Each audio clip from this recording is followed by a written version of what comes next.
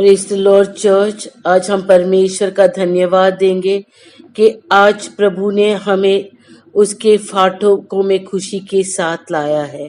आज हमारे पास बहुत सारी बातें हैं कि हम उसके नाम का गौरव करें, उसको स्तुति आदर मान महिमा देने के लिए हमारे पास प्रभु ने बहुत सारे ऐसे कारण दिए और उसकी दया हम पर एक बारिश के मार्फत उंडाली है। इसलिए हम परमेश्वर को धन्यवाद कहते हुए भजन संहिता 104 कहता है, धन्यवाद के गीत संग लिए यहोवा के नगर में आओ, गुणगान के गीत संग लिए यहोवा के मंदिर में आओ, उसका आदर करो और नाम को धन्य कहो।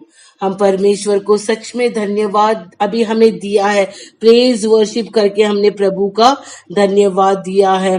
मैं भी प्रभु को धन्यवाद देना चाहती हूँ कि पासवान को पिछले 1 साल पहले हार्ट फेलियर की जो बीमारी आई थी, लेकिन किस तरह से प्रभु ने अद्भुत रीति से उनको उस मृत्यु के बिस्तर से उठाया, उनको एक नया जीवन दिया। पूरे साल में उनको उनके जो हृदय का जो काम करने का स्तर था वो सिर्फ 15% था, लेकिन प्रभु ने एक बलवान आदमी से भी बढ़कर उनको बल दिया और उनको इस तरह से चलाया कि एक नॉर्मल व्यक्ति भी उनके सामने कमजोर पड़ सकते हैं। ऐसा प्रभु का अनुग्रही हाथ पासवान के जीवन में था। इसलिए मैं प्रभु का धन्यवाद करना चाहती हूँ। भजन संहिता 107 8 या 9 पे कैसे लिखे, परमेश्वर का धन्यवाद करो उसके प्रेम के लिए और उन अद्भुत कामों के लिए जिन्हें वह अपने लोगों के लिए करता है। प्यासी आत्मा को परमेश्वर संतुष्ट करता है। परमेश्वर उत्तम वस्तुओं से भूखी आत्मा को पेट भरता है। प्रभु का धन्यवाद मैं करती हूँ और उस अद्भुत कामों के लिए जो मेरे जीवन में, पासवान के जीवन में, अभिषेक के जीवन में किया है और खास तौर से पासवान को पूरे साल तक एक बल से चलाया, एक अनुग्रह से चलाया। इसलिए मैं प्रभु का धन्यवाद देना चाहती हूँ। और पहले तस्लीन 5:16 में भी ऐसे लिखा है, सदा प्रसन्न रहो, प्रार्थना करना कभी न छोड़ो, हर परिस्थिति में परमेश्वर का धन्यवाद करो। हाँ, प्रभु ने हमें वो ही सिखाया। कुछ भी परिस्थिति आने दो, मृत्यु आने दो, अकाल आने दो, भूख आने दो, बीमारी आने दो, लेकिन यहोवा का धन्यवाद करने के लिए हमारा मुंह कभी भी थम नहीं जाना चाहिए। Hallelujah, hallelujah, hallelujah.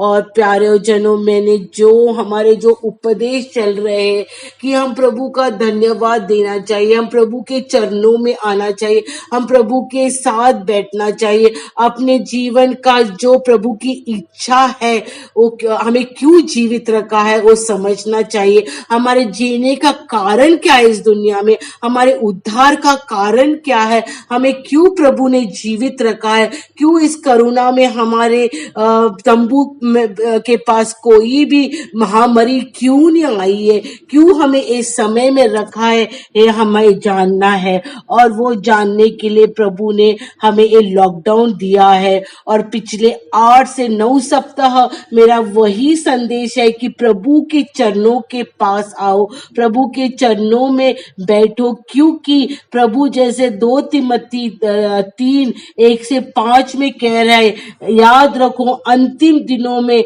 हम पर बहुत बुरा समय आएगा। लोग स्वार्थी, लालची, अभिमानी, उद्दंड, परमेश्वर के निंदक, माता पिता को अवहेलना करने वाले, निर्दय, अपवित्र, प्रेम रहित, क्षमाहीन, निंदक, असंयमी, बर्बर, जो कुछ अच्छा है उसके विरोध, विश्वासघाती, अविवेकी, अहंकारी और परमेश्वर प्रेमी होने की अपेक्षा विलाहित हो जाएंगे। धर्म के दिखावटी रूप का पालन तो करेंगे, किंतु उसकी भीतरी शक्ति को नकार देंगे। उनसे सदा दूर रहो। क्या ये दुनिया की परिस्थिति है? क्या हमारी परिस्थिति? क्या हम लोभी हुए हैं? क्या हमारे बच्चे हमारे विरोध में और खुद के प्रेमी में आज्ञा पालन में चल रहे हैं या नहीं चल रहे? परमेश्वर का वचन स्पष्ट है और हमें उसे जांच लेना है। लेकिन हमें ये परमेश्वर का वचन कैसे समझेगा अगर हम उसके वचन खोल के ही नहीं पढ़ेंगे? हम सच में प्रियजन अंतिम दिनों में रह रहे। हम देखते हैं माता पिता बच्चे लोग में प्यार नहीं है। आज हम देख रहे हैं कि लोग खुद को ही प्यार करते हैं। आजकल हम देखते हैं दुनिया में कि आजकल माता पिता अपने बच्चे लोग का भी जान लेने के लिए कोई भी दिक्कत, उनको कोई भी शर्म नहीं महसूस होते। वो तुरंत अपने बच्चे लोग का भी प्राण लेते हैं, खुद का भी प्राण लेते हैं। घातकी लोग के बीच में हम रह रहे हैं। तो हमारा आज जीने का उद्देश्य क्या है? हम समझेंगे हम किसके लिए जी रहे हैं? हम खुद के लिए जी रहे हैं? इस दुनिया के 70-80 साल के जी रहे हैं? हमारा उद्देश्य परमेश्वर को जानने का क्या है? हमारे पूरे महीना भर अगस्त के महीना होकर अभी आज सितंबर का एक सप्ताह भी समाप्त हुआ है।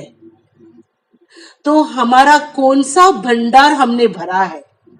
हमारे आत्मिक भंडार भरा है क्या हमारे शरीर का भंडार भरा है? हमारे आत्मिक उन्नति के लिए हम परिश्रम किए कि हमारे जो शरीर की अभिलाषा है, शरीर की बीमारी है, शरीर के शान शौक है, शरीर की भूख प्यास है, उसके लिए हमने सब चिंता और की है। आत्मिक शरीर के लिए क्या चिंता की है? आज प्रभु कहता है मत्ती 6:19-21 में, अपने लिए धरती पर भंडार मत भरो, क्योंकि उसे कीड़े और जंग नष्ट कर देंगे। चोर सेध लाकर उसे चुरा सकते हैं, बल्कि अपने लिए स्वर्ग में भंडार भरो, जहां उस कीड़ों या जंग नष्ट नहीं कर पाता और चोर भी वहां सेंध लगाकर उसे चुरा नहीं पाते। याद रखो, जहां तुम्हारा भंडार होगा वही तुम्हारा मन रहेगा। क्या कहाँ हमारा भंडार है?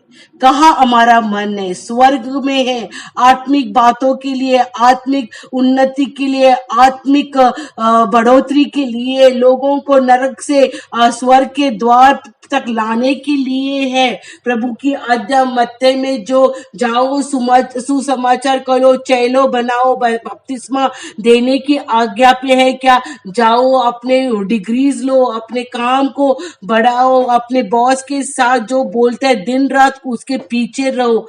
कहाँ हमारा जीवन की तिजोरी की चाबी जा रही है? आज प्रभु बार बार ये संदेश दे रहा है कि हमारी आयु कितनी है।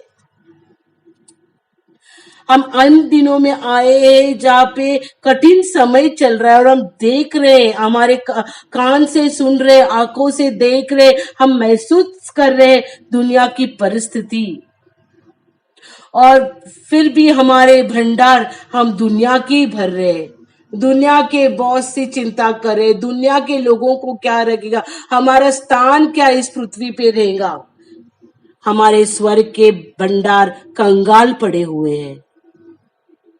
प्रियजनों, भजन संहिता 39:5 और 4-5 से कहता है, यहोवा मुझे बता कि मेरे साथ क्या कुछ घटित होने वाला है। मुझे बता मैं कब तक जीवित रहूंगा। मुझको जानने दे सचमुच मेरा जीवन कितना छोटा है। ए यहोवा, तूने मुझे बस एक क्षणिक जीवन दिया है। तेरे लिए मेरा जीवन कुछ भी नहीं है। हर किसी के जीवन का एक बादल सा है, कोई भी सदा नहीं जीता। क्या हमारा जीवन है? क्या हमारे जीवन को उपमा दी है, एक बादल के समान। और इस जीवन के ऐसे जीवन के लिए हम इस भजन संहिता 90:10 कैसे लिखे कि इस 70 या 80 उम्र के लिए हम हमारे सब कष्ट और परिश्रम चल रहे हैं। हमारा भंडार कहाँ भर रहे हैं। हमारा जीवन एक पानी की बुलबुली की तरह, एक बादल के तरह है। क्या हम प्रभु के चरणों में बैठे हैं, प्रभु का उद्देश्य समझ लिए। इस बादल के जीवन के लिए प्रभु ने यूहन्ना 3:16 में लिखा है, मैंने जगत पर इतना प्यार किया कि मैंने अपना एकलौता पुत्र भेजा कि जो कोई उसके ऊपर विश्वास रखता है उसका नाश नहीं होना चाहिए, तो उसको एक सार्वकालिक जीवन मिलना चाहिए। एक क्षणिक जीवन के लिए अगर प्रभु यीशु मसीह अपना खुद के प्राण दे सकता है, तो वो फिर हमें लेने को भी आने वाला है, ऐसा उसका अभिवचन है। हमें उद्धार एक खाली फुकट नहीं मिला है, ऐसे इसी हमारे पे दया सहज नहीं हुई है। प्रभु ने हमको दया इसलिए की कि हम इस पाप से फिरे, हम नरक के अग्नि से बच जाए, हम उसके साथ युगानुयुग राज करें, हम अपनी दौड़ पूरी के, हम हमारे उद्धार को को साध ले। इसलिए हमें उद्धार दिया है कि हमें एक आनंद काल का जीवन मिले। तो हमारे आनंद काल के जीवन का जो हमारा उद्देश्य छोड़कर हम इस दुनिया के भंडार भर रहे हैं, इस शरीर को के जो अभिलाषा पूरे कर रहे हैं, हम क्या कर रहे हैं? हम प्रभु के चरणों में बैठ रहेंगे क्या?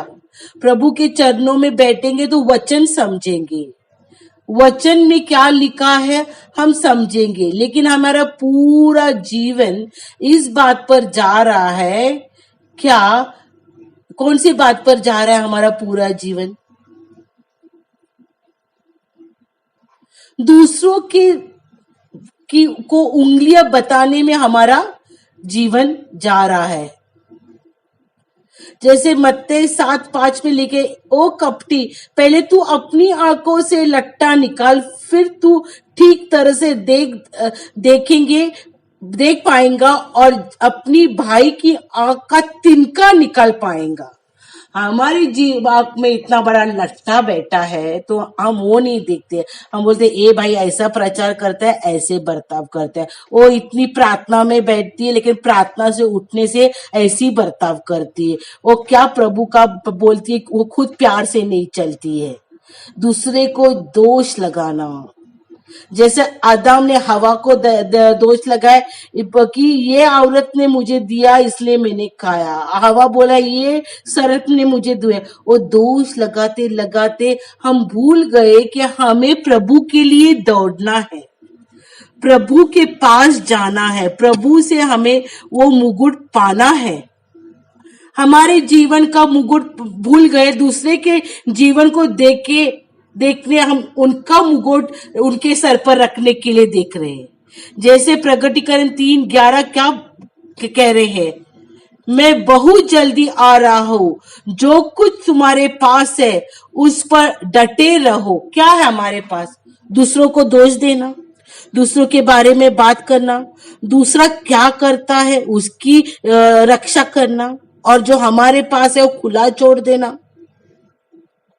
वचन नहीं पढ़ना, प्रार्थना में नहीं बैठना, मध्यस्थी नहीं करना, ये सब है क्या हमारे पास? संयम में नहीं चलना, लालची रहना, क्या कर रहे हैं हम? आज प्रभु का वचन फिर से एक बार आ रहा है, मौका है तो उसके चरणों में बैठो, खुद को जांच लो। कैसे जांचेंगे? कैसे हम जांचेंगे? उसका वचन पढ़ के ही जांचेंगे, जैसे हिब्रू 4:12 कहते हैं। और फिर उसका वचन हम हिब्रू 4:12 में पढ़ेंगे। परमेश्वर का वचन तो सजीव और क्रियाशाली है, वो किसी दुधारी तलवार से भी अधिक पेन है।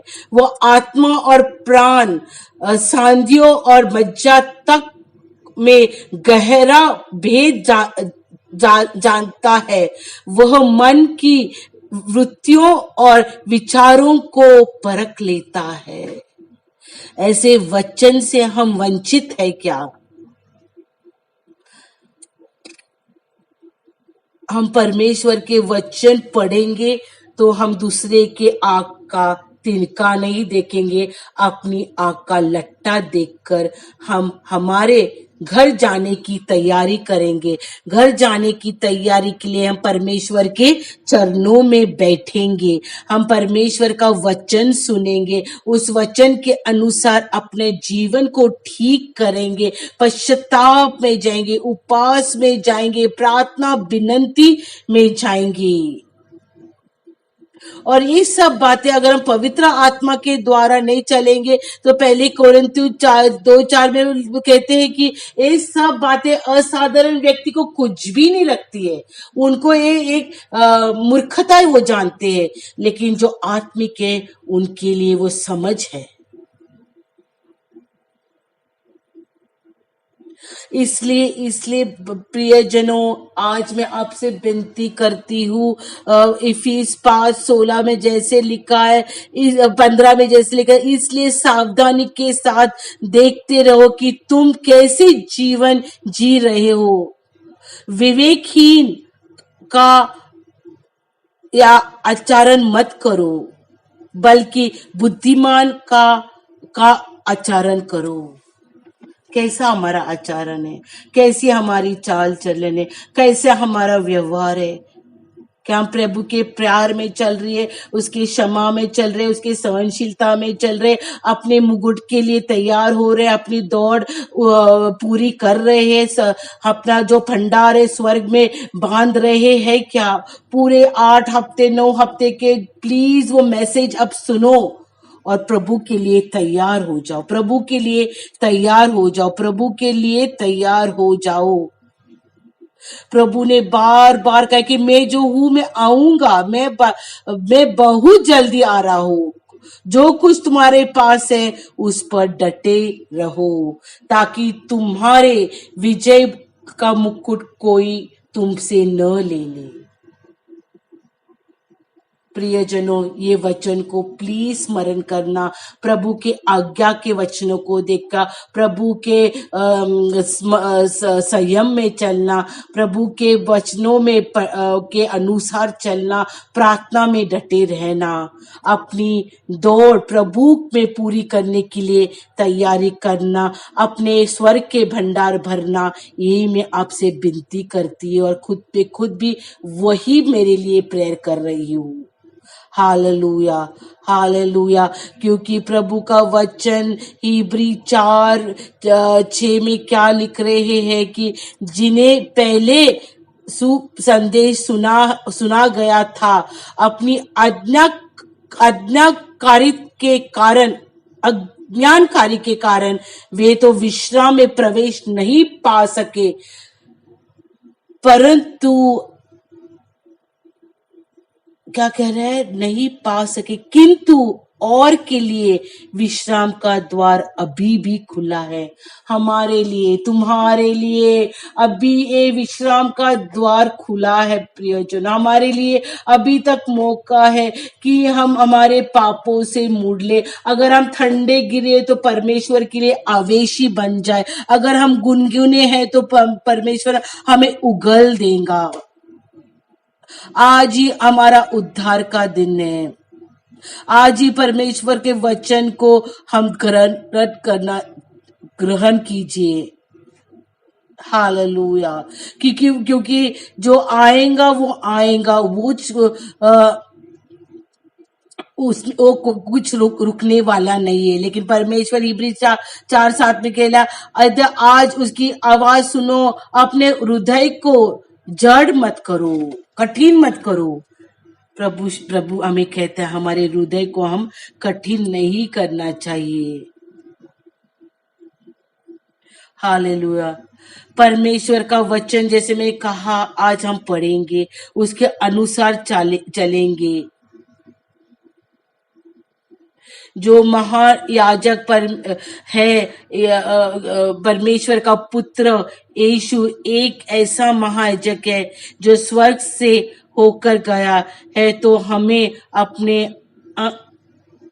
अंगीकृत या घोषित विश्वास को दृढ़ता के साथ थमे रखना है, हमारे मुकुट को थमे रखना है। और ये हम कर सकते हैं क्योंकि हमारे पास हमारा महायाजक है। वो ऐसा नहीं है जो हमारी दुर्बलताओं के साथ सहानुभूति न रख सके, उसे हर प्रकार से वैसे ही परखा गया है जैसे हमें, फिर भी वह स्वतः पाप रहित है। वो इस दुनिया में रह के हर एक जो समस्या से, जो मुसीबत से, जो मोह से हम जाते, वो भी गया है।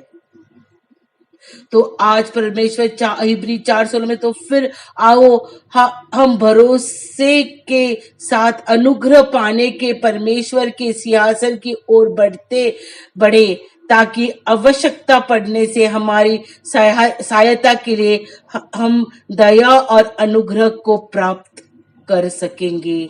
अभी दरवाजा खुला है, अभी हम माफी मांग सकते हैं, हम पश्चाताप कर सकते, हमारे बुरे कामों से फिर सकते, हमारे आत्मिक शरीर को उन्नति में बढ़ा सकते हैं, हमारे स्वर्ग के भंडार भर सकते हैं। अभी हमें समय है तो हम सावधानी से चलकर मुकुट पाने के लिए तैयारी कर सकते हैं। जो उद्धार हमें दिया है उसको पकड़ के रख सकते हैं।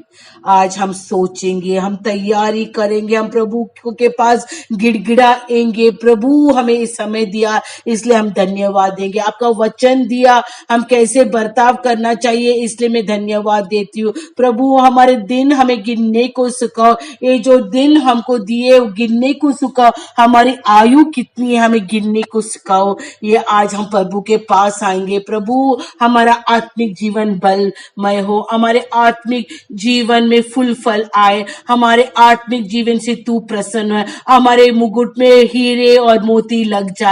प्रभु हमें इस दुनिया के 60-70 आयु में नहीं चलना है, लेकिन अनंत काल के आयु के लिए हम परिस्थिति को हम देखना है। इसलिए सावधानी से चलेंगे, परमेश्वर के राहों में चलेंगे, उसके चरणों में बैठेंगे, उसके वचन पढ़ेंगे, उसके प्रार्थना में दिन रात बिताएंगे। हालेलुया। ये वचन बार बार आ रहा है। प्रियजनों, आज का दिन है, उसकी आवाज सुनो, अपना दिल कठिन मत करो। अगर हम गुनगुने हुए तो हम परमेश्वर के सानिध्य में बैठकर उससे पवित्र आत्मा की सहायता, जो पवित्र आत्मा हमें दिया है, वो सहायता हम उससे लेंगे। Hallelujah, hallelujah. प्रभु जी आपके वचन के लिए धन्यवाद। प्रभु जी बार बार आप हमें अपने मुकुट के बारे में, अपने तारण के बारे में आप बता रहे, ये समय क्यों दिया है इसलिए के बारे में कह रहे कि आओ अपने चरणों में बैठो। इसके लिए आप हमें सज्जित कर रहे हैं, इसलिए आपको लाखों लाख शुक्र कहते हैं प्रभु, लाखों लाख शुक्र कहते हैं। ये वचन कहने के लिए आपने मुझे कृपा दी, इसलिए धन्यवाद देते। प्रभु जी हमारा आत्मिक शरीर बलवान करने के लिए हमें कृपा दीजिए। जो भी ये सुन रहे हैं उनके जीवन में प्रभु जी आत्मिक उन्नति आ जाए, एक चेतावनी आ जाए, एक भय आने के लिए कृपा कीजिए प्रभु जी। हाल एक उदाहरण हमें तुच्छ नहीं मानना चाहिए, लेकिन जो प्रभु अपने अपना लहू बहाया उसका मोल हम समझने के लिए हमको कृपा दीजिए प्रभु जी। हमारा आत्मा प्राण शरीर आपके हाथ में सौंप देते हैं। ये वचन मुझे कहने के लिए आपने कृपा दी, इसलिए धन्यवाद देते हैं। हमारे प्रभु जी कुछ भी समस्या, कुछ भी कठिनाई, कुछ भी परेशानी हो, आप वो हल कर सकते हैं क्योंकि तू हमारे पिता है, आप हमारे स्वामी, पिता, याजक, महायाजक है। कृपा का द्वार खुला है, उस समय ही हमारा तारण हमें उद्धार साध लेने के लिए हमें सहाय और मदद कीजिए प्रभु जी। ये वचन सुनकर हमारे जीवन में आप बदल लाओ। पिता, पुत्र और पवित्र आत्मा के नाम में मांगते हैं। आमेन, आमेन, आमेन।